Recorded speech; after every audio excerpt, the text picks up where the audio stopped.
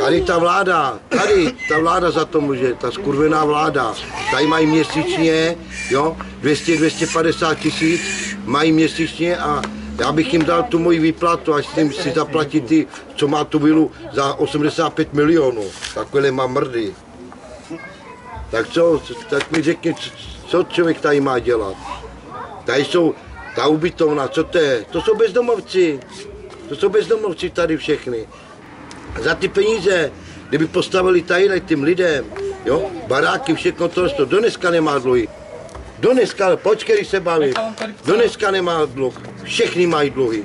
Tak co tady ty, jo, pitomci jsou zasednutí na ty lidi, na ty chudáci. Nabrali si každý při komunistech, no a kdybyste to porovnal s dřívější vládou, která byla socialistická, měl jste to byl zlatý život, já furt říkám, že zlatý komunisti. Měl jste nějaký dluhy? Co? Měl jste dluhy? Ale ano, měl jsem dluhy, to jsem si vzal třeba novou manželskou půjčku, takové věci. A dělal jsem 11 let na čekáře a měl jsem to všechno platit. Potom to všechno přišel tady ten bordel a už se to všechno srálo.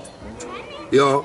A z čeho to potom? A člověk, když už nabral tady ty peníze, tu dobu, že měl zaměstnání, a oni vás vyhoděj, že přišla tady ta doba, tohle už jste byl bez zaměstnání.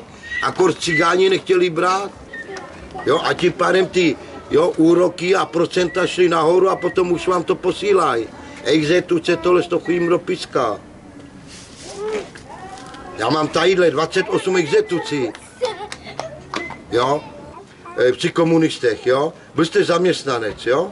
Říkám cika. Teď kdyby vás vyhodili, samozřejmě za to byste vy, jo, že jste chodil pravidelně, byl jste vyhlášený jako nejlepší pracovník slivárny, jo. Dostal jste byt za půl roku, ostatní lidi čekali 3, 4, 5 let na byt. Já jsem dostal za půl roku byt, jo, jako nejlepší pracovník slivárny, všechno tohle z toho. Podívejte se, kde je ta doba? Kde je ta doba? Člověk tady je rád, že najdete si práci, tohle z toho, a ještě vám za to hovno platí. Tady ty sekretářky, co sedějí do kancelářích na prděli, mají 25, 26 tisíc a vy se tady dřete jak idiot a máte 12 tisíc.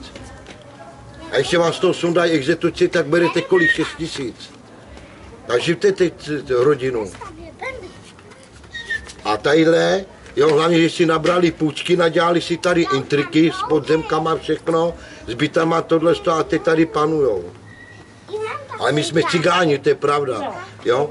Ale my jsme cigáni takový, že my rádi děláme, když to je trošku slušně placený, jo. Ale takovýhle, jak se říká, bez urážky, jo. Tady ty bílí lidi, když vidějí cigána, tak mu dá tadyhle za vykopání 40 korun a když tam půjde bílej člověk, tak mu dá tadyhle 80 korun. Proč to dělají? Že je černej, jo? Že v dnešní době lidi se mění za tu dobu, že jo? Jo? Předtím cigáni, jak se říká, jo, byli prostě divoši, jo? Ale teď už dopravy se tak uklidnili, jo, že ani ta vláda tomu nechce věřit, jo? Že ty Romáci, že, jo, já nevím, 90%, že jich je dopravdy už se úplně změnili. Jo. A jsou pracovitý všechno. Podívejte se, běžte do Kolína, tam uvidíte pomalu sami Romáci dělají. Jo? Dneska jsem jel do Prahy, jo, s manželkou, tohleto, jo. Teď si to vemte, celou cestu vidím, všude Romáci dělají. Jo? Jsou tam třeba 5-6 bílých lidí, to jsou nadřízení, že jo, a dělají. Jsou rádi Romové, že mají práci, že jo, tohleto. Že můžou zaplatit, že jo, bydlení, všechno tohleto, aby si žili jak normální lidi.